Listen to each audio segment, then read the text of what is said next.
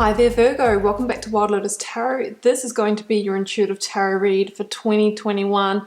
What we're going to do here, Virgo, is start here in January, moving around the tarot wheel through to December. We've got a minimum of 2 energies for each of the months, sometimes more, because I found that quite a few cards came out in your reading as I was shuffling. It's an interesting year for you, Virgo. Overall, I see you really being in your power this year. There's really no indications of kind of powerlessness here. We see quite a big start to the year, a potential justice situation. It has you come into power. You might be dealing with some kind of transition here. It is going to be victorious though, but we see you're kind of in that transitional, like moving on energy for the first half of the year.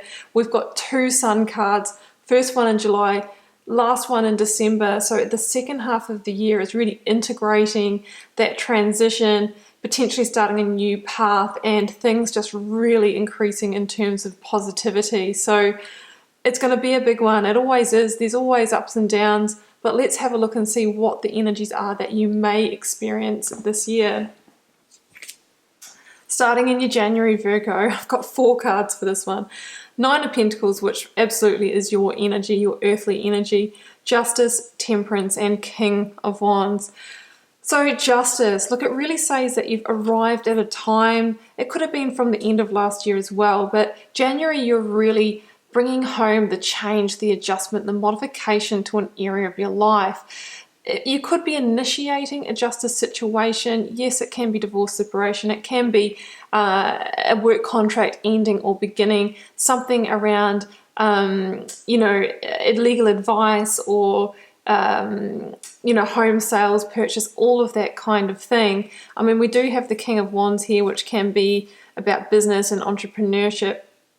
And what's interesting about this justice situation is that we've got the Temperance energy here, which is the energy of Sagittarius, and Sagittarian season was December. Before that came Scorpio season, November, which is all about releasing something, ending quite a big cycle in your life. So some of you may have gone through an ending in November. You've been going through the calm after the storm in December, rebalancing, going through the recalibration, the rebirth, the healing. And now you are going through, the tying up the loose ends, the actual practicalities of, going through whatever you need to do to make this formalized. And that's going to bring those karmic scales into balance. Temperance is also about balance. And then we see you, Virgo, emerging as the 9 of Pentacles. And this is such a beautiful energy. It's generally a solo energy, going out on your own and work or leaving a job, stepping into singledom, operating solo, but the person in the 9 of Pentacles is self-sufficient, independent, shining super bright, looking good, feeling good. It's a little bit like the butterfly that emerges. It's somebody who has also worked for it, has attracted abundance, and is really stepping up in their lives. We also have the King of Wands, which is the card of Leo. You may have been dealing with a Libra, Sagittarius, or a Leo energy. But what I notice about this King of Wands is it's a real energy of stepping into power, leadership, and about embracing a new start, following a new intuitive path in your life, because he looks up towards the new moon. It's a very much a forward-moving, entrepreneurial, aspirational, visionary type of energy. So I feel like you're really coming back into yourself and starting the new year with a bang, maybe after some kind of ending towards in the last quarter of 2020. So in the February month here, I've got the 10 of Swords and the 4 of Pentacles. This might be the line in the sand. The ending has come out of that situation, or it could be related to something else. The 10 of Swords is normally a final completion, and we're really kind of releasing that weight, that burden, beginning to heal. And maybe it's been hanging over you for quite some time, because the 10 of Swords can be, I'm almost kind of getting a bit fatigued from this. Now it's done, it's final, the new dawn, the new day is upon me. The 4 of Pentacles here can be a fear indicator, or a kind of a temptation to hold on. You're really being asked to just let go, to just surrender, to just step beyond your comfort zone, allow the past to complete, expose your heart, be vulnerable, still staying grounded though, but getting ready to move on to a new frontier. In your March, 7 of Cups and 9 of Cups. So here we see an increase in your fulfillment, really starting to think about what's going to make you happy, what's going to bring you into a 9 of Cups reality. And I think it's a foreshadowing, Virgo, for your December, where we see the 10 of Cups. You now know off the back of this completion that you have the opportunity to really do what you've maybe always wanted to do. Whatever it is you are seeking, situations, relationships, jobs, whatever it may be, that give you a sense of emotional fulfillment, maybe emotional connection with others, that you feel joyful and happy in. The 7 of Cups can sometimes be a card of confusion, but I'm seeing it as you might have quite a lot of opportunity to choose from here, and you might be kind of wondering which direction to head in. There could be several opportunities on the table for you. The reminder here with the 7 of Cups is that all that glitters isn't gold. It's not necessarily the opportunity that looks the best from the first glance or on the outside that will be the best one to pursue. Make sure you dig a little deeper, get all the details. Be careful of people that might be promising the world, because sometimes they just don't deliver with a 7 of Cups energy. Make clear decisions and do your research and homework. But I really feel it's about you really wanting to make the decisions now that are going to lead to your total fulfillment. Follow the heart, not the ego, is also a reminder or a message of this combination. Okay, your April, 6 of Wands and Starseed. This is the Fool energy, links to Aries in the Major Arcana. So here we see the new beginning opening after all that kind of completion ending we saw at the beginning of the year. And it says here that this new beginning is some kind of victory for you. You've ridden out of a darker time with your head held high. You're in your full glory, your self-esteem. I mean, it kind of echoes that 9 of Pentacles energy. You're looking good, you're feeling good. Other people are seeing that in you as well. It might be a new beginning as some kind of leader, or being seen on social media and kind of being in the public eye a little bit as well for some of you. But the Fool card here is saying, hey, take a leap of faith on this. Jump in, because it's going to be victorious for you, whatever this is. And with the Fool card, we're not really worried about the destination or where it's going to end up, or we don't know how it's going to play out. But what we're doing is trusting that we're called to step on the path, to take the first steps. And, through doing that, we let go of the expectations as well. And we're following the rebel heart, following your truth and your true desires. And the key is to follow your intuition, again, not the ego, so that we're led in the right direction. So some of you are starting something completely new in April. It says it's a victorious start for you, and to basically take the inspired action to move forward. And forward movement is definitely the theme of your May and June. Queen of Wands and 8 of Wands in your May. And these are fire energies. You're going to have a lot of energy, enthusiasm. You're going to be moving towards what lights you up in May. The 8 of Wands can be a divine intervention card. For me, it can also be a card of doing a 180, choosing something completely different, a different opportunity, maybe than what you thought you would. It might have come out of this sort of decision that you were looking at in your March. The 8 of Wands can also be a message that comes through the airwaves, social media, text message, email, that kind of thing, that changes your direction in some way or leads to a really quick change. It can also indicate travel as well, travel or relocation, and the Chariot, which is coming up, has the same meaning. So some of you may be making a decision to travel somewhere or move somewhere in order to pursue a passionate opportunity.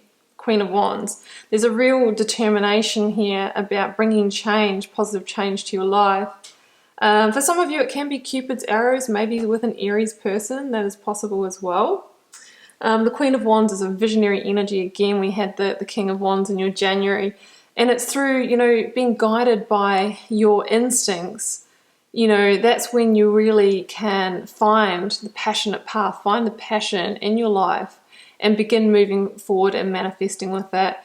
The Queen of Wands is a really determined energy that just says, keep going, because again, you're being led towards victory with the Chariot.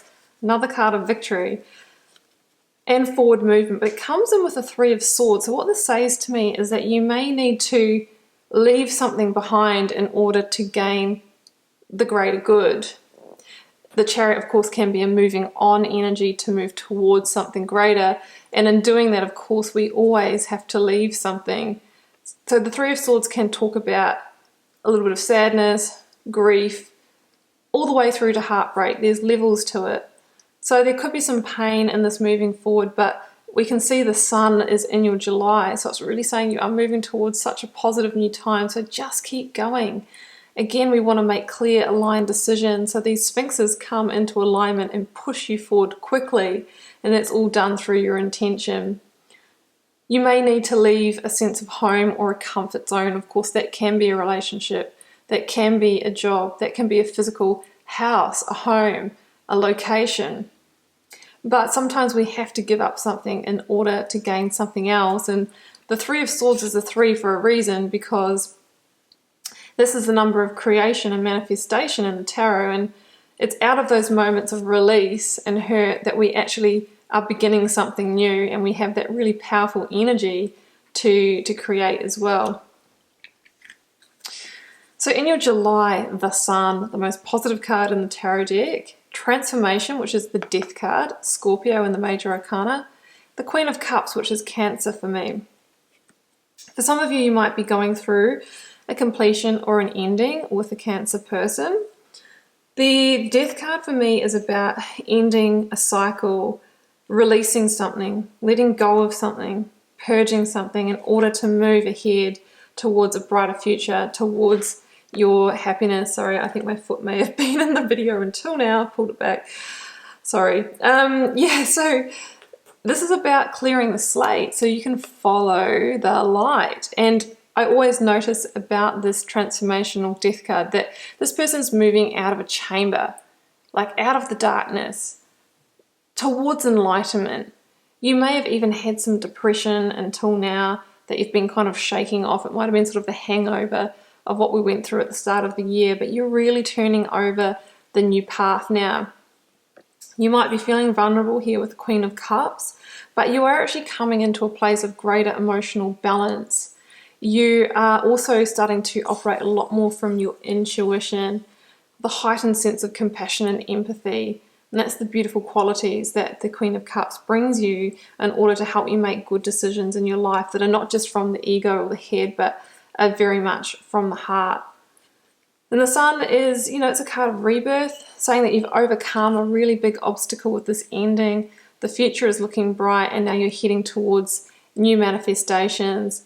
The Sun is the energy of healing that shines brightly into your darkest corners, reveals what needs to be exposed for healing so that you can move forward twice as strong. So that is your July. It's a very, very powerful and big July. August, we have the Five of Swords and the Ace of Wands. So the Five of Swords can be a card of conflict. And it comes in with the Ace of Wands, so a couple of things here. This could be conflict of passion on the romantic front. The Five of Swords can be maybe conflicted about a passionate new beginning, wondering whether to go for it or not. It could mean that there is a passionate new beginning on the other side of a conflict, because the Five of Swords is a lot about knowing when to walk away, knowing when to pull back, knowing when to retreat your energy so that we get a different result, right?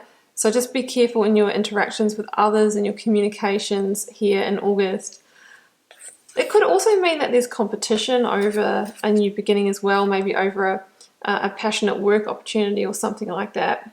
But the Ace of Wands is a new passionate beginning. It can be in love, it can be in work. If it's work, it's something that truly lights you up, gives you energy, and is a really, really aligned fit for you. And like anything with the aces, which are number 1 in each suit, we need to make sure that we really invest in them, from a heart space, not from a, like, I'm fighting for it. Some of you might be fighting for your passions as well here. So it's kind of a very mixed energy here. Just make sure that you stay out of the games of the mind there and really operating from the heart, which is exactly what the Page of Cups does in your September. Yeah, we've got Four of Wands with Judgment with that as well. So Judgment is the last call. It's the divine intervention. It's when you kind of hear that wake-up call that, oh, I need to really take action on a situation, and it could be something to do with the home front, a commitment, or one of the areas of security in your life. Obviously that can link to job as well. Judgment says it's time for you to rise above a situation. It could be what we've just seen in your August, and liberate yourself. If something has been holding you back or keeping you small, maybe from this Five of Swords behavior, it's time to let that go. And the Judgment card says, is it time to forgive and forget? Or are we moving this across to the world energy, which is the next major arcana from this one, which is huge cyclic change and completion. So some of you might be going through completion, and I'm looking at what's coming up with the Eight of Cups, and there could be a moving away from whatever this is. The Four of Wands, yeah, of course, is that the area of commitment, area of relationship, or what provides for that, which can be your job. The Page of Cups says this could be an unexpected situation, an unexpected judgment that is upon you. It could also involve a child as well with the Page of Cups. But the Page of Cups is about moving into a place of joy in your life again, getting your sense of fun back, maybe after a period of being in conflict. It's kind of like almost like the apology or the peace offering is what I'm seeing from this as well. It's a beautiful heartfelt energy. So I'm kind of feeling that could be some disruption there on the home front, but that there is that kind of peace offering there if you want it. But some of you are going to choose to move on. So this is your October, Ace of Swords with the Eight of Cups. Here's your breakthrough, your clarity, where you'll know what to do about the situation. It could be an inspired new beginning in work as well with the Ace of Swords. It's about a beginning that's going to lead you to a greater sense of alignment, to your truth, to your authenticity. And with the Eight of Cups, this is generally an awakening to the fact that an area of your life isn't delivering the amount of emotional fulfillment that you truly desire. I mean, you've got 8 cups, great, but you have a piece missing. So the person in the Eight of Cups is seeking the 9th cup, which is the cup of wish fulfillment. And I'm just noticing back to the month before where we had the Page of Cups, who's kind of bringing in that offering, that final piece for you. So for some of you, there could have been another party or another opportunity, another commitment that was offered to you in your, I do believe that's September, that you are finally deciding, oh, I'm going to go for that, and because of that I need to end a karmic cycle to embrace the new, to embrace wish fulfillment, follow your intuition. The person in the Eight of Cups has realized that in the current situation you can't complete the picture, so that is a big breakthrough, a big moment of clarity, and you're heading towards the inspired new beginning. In your November, 10 of Wands and the Knight of Wands, yeah, I mean, in order to ride into the new frontier, we need to go through an ending. The 10 of Wands is about releasing a weight off your shoulders, a burden, and it could be related to that previous situation. And my message is always that, you know, the person that carries the weight of that can't see the new path. As soon as you release that or end whatever that was holding you back from embracing the new beginning, there's just no stopping you. And this is also the energy of Sagittarius as well. And the Knight of Wands is about moving swiftly towards your passions, towards your desires. And it can be, you know, a passionate messenger as well coming into your life. But you have this real sense that you're going to be able to manifest something great on this new path that's coming for you. And I can really see that with what's entering in your December. So in your December, Virgo, look at this. 10 of Cups with the Sun again and the Lovers.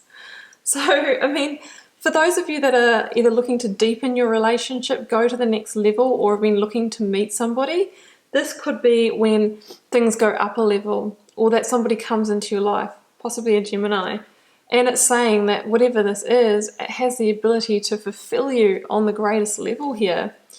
The Lovers can also be a big card of choice. There could be a choice around a big matter of the heart, home, relationship, all that kind of thing, that you're going to change the course a little bit, that's going to end up in a greater sense of fulfillment or happiness for you. Either way, this looks like the most happy and beautiful ending to the year. The Sun, again, which I've explained, is all about rebirth and positivity and a blessed, basically a blessed path. And the Ten of Cups is that highest realm of fulfillment and joy and happy, and it is a real blessing around, potentially around partnership, or that you've made a big choice that is going to lead to this into 2022. That sounds weird to say that now. So guys, you've got your challenges, yes, but you have some extremely positive cards here as well. I mean, double Sun, you know, Chariot, Ace of Swords, Nine of Cups, the Fool. I would say embrace everything that comes your way and make really good decisions, Virgo, because this really could change your course into great fulfillment. I suggest that you check back on the reading throughout the year and just see how it's tracking, and also use the weekly and monthly readings that I put out to kind of give you the flesh out of how it's going to play out. Of course, this is a snapshot in time. Energies will shift and move. It is a reading for the collective, so you'll just need to relate it to your situation. Drop me a comment if you're called to share, guys. I do read them all. It helps me get to know you, connect with the energy, and see what's happening out there in the collective. Virgo, it's been a pleasure. Thank you so much for allowing me to read for you today. I will see you throughout the year with plenty more readings. Bye for now.